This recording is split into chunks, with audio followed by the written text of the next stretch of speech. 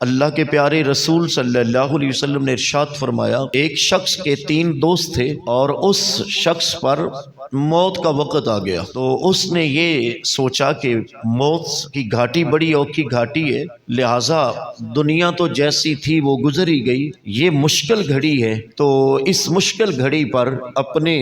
دوستوں کو بلاتا ہوں، شاید وہ اس اوکھے ویلے پر میرے کام آ جائے۔ اس نے اپنے 3 دوستوں کو اپنے پاس بلایا اور پھر ان سے اس نے فریاد کی، بات کی۔ پہلے دوست سے کہا کہ موت میرے سرہانے آ کھڑی ہے اور اب میں اس دنیا کو چھوڑ کر آخرت کا مسافر بننے جا رہا ہوں، بتاؤ اس مشکل وقت میں تم میرے کسی کام آ سکتے ہو؟ تو اس پہلے دوست نے کہا کہ بات وہ ہے جو سامنے بیٹھ کر کی جائے، بات وہ ہے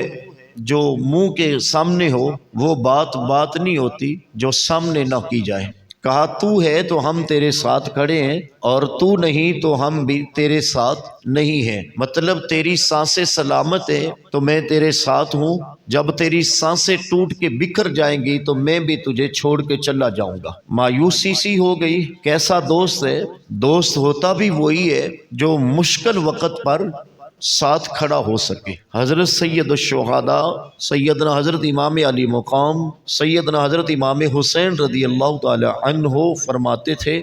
2 چہرے بندے کو عمر بھر نہیں بھولتے، ایک چہرہ مشکل وقت پہ ساتھ دینے والا اور ایک چہرہ مشکل وقت پر ساتھ چھوڑ جانے والا۔ یہ 2 چہرے ہیں جو بندے کو عمر بھر نہیں بھولتے۔ تو پہلے دوست نے جب یہ کہا کہ تو ہے تو میں ہوں، جب تو نہیں تو پھر میں بھی نہیں، تو دوسرے دوست کو بلایا اور اس سے پوچھا کہ میرے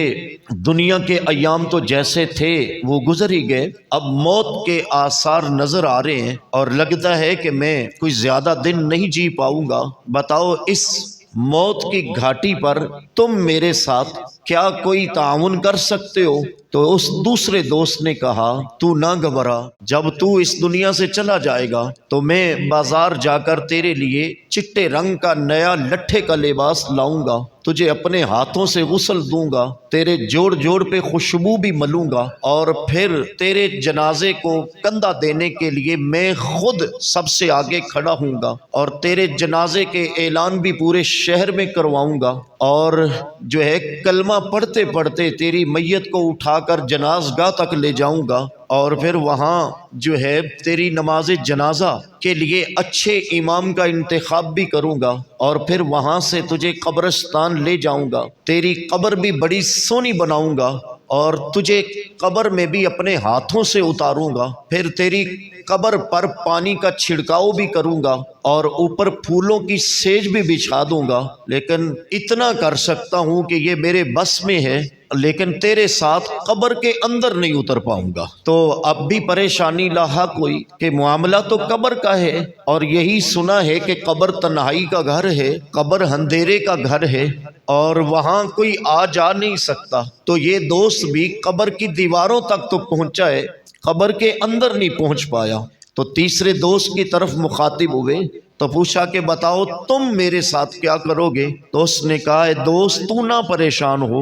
تو دنیا میں ہے میں تب بھی تیرے ساتھ ہوں، تو قبر میں ہوگا میں پھر بھی تیرے ساتھ ہوں، تو حشر میں جائے گا میں پھر بھی تیرے ساتھ ہوں۔ یہ امید کی ایک کرن اس کے ہاتھ لگی۔ اتنی بات بیان کرنے کے بعد میرے اور آپ کے پیارے رسول صلی اللہ علیہ وسلم نے ارشاد فرمایا، اے میرے صحابہ جانتے ہو یہ بندے کے 3 دوست کون ہیں؟ تو صحابہ کرام عرض کرتے ہیں واللہ عالم ورسولہ، اللہ اور اس کا رسول ہی بہتر جانتا ہے یہ 3 دوست کون ہیں۔ تو میرے حضور صلی اللہ علیہ وسلم ارشاد فرماتے ہیں وہ پہلا دوست جس نے کہا تھا تو ہے تو ہم تیرے ساتھ ہیں، تو نہیں ہے تو میں بھی نہیں ہوں، فرمایا وہ سب سے پہلے بے وفائی کرنے والا دوست جو ہے وہ تیرا مال ہے، وہ تیرا مال ہے جو سب سے پہلے تجھ سے بے وفائی کرے گا، جس کے لیے تو نے صبح و شام ایک کر دی،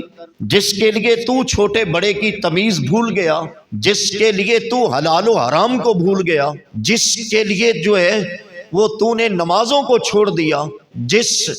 مال کی خاطر تو اللہ کے ذکر سے غافل ہوا رہا، جس مال کی حبس نے تجھے حج جیسا رکن بھی ادا نہ کرنے دیا، یہ وہ مال ہے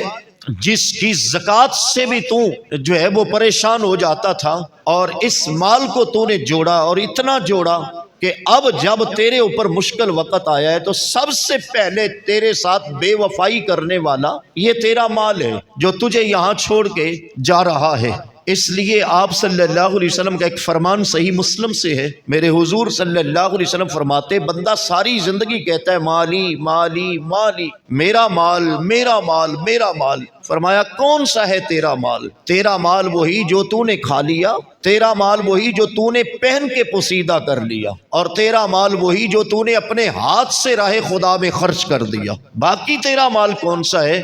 وہ تو دوسروں کے لیے چھوڑ کے جا رہا ہے۔ تو میرے آقا صلی اللہ علیہ وسلم فرماتے ہیں وہ پہلا دوست جو بے وفائی کرنے جا رہا ہے وہ مال ہے۔ دوسری چیز میرے حضور فرماتے دوسرا دوست کون تھا؟ فرمایا وہ تیرے عزیز و اقارب ہیں، اور تیسرا دوست فرمایا وہ تیرے عمل ہیں۔ مال موت کے وقت چھوڑ جائے گا، عزیز و اقارب قبر تک جائیں گے، اندر نہیں جائیں گے، اور تیرے عمل تیرے ساتھ چلے جائیں گے، وہ اچھے ہیں کہ برے ہیں۔ عمل سونے کر کے جائے گا تو تیری قبر نہیں رہ جائے گی، اللہ اسے بھی جنت کا گہوارہ بنائے گا۔ اور اگر تیرے عمل اچھے نہ رہے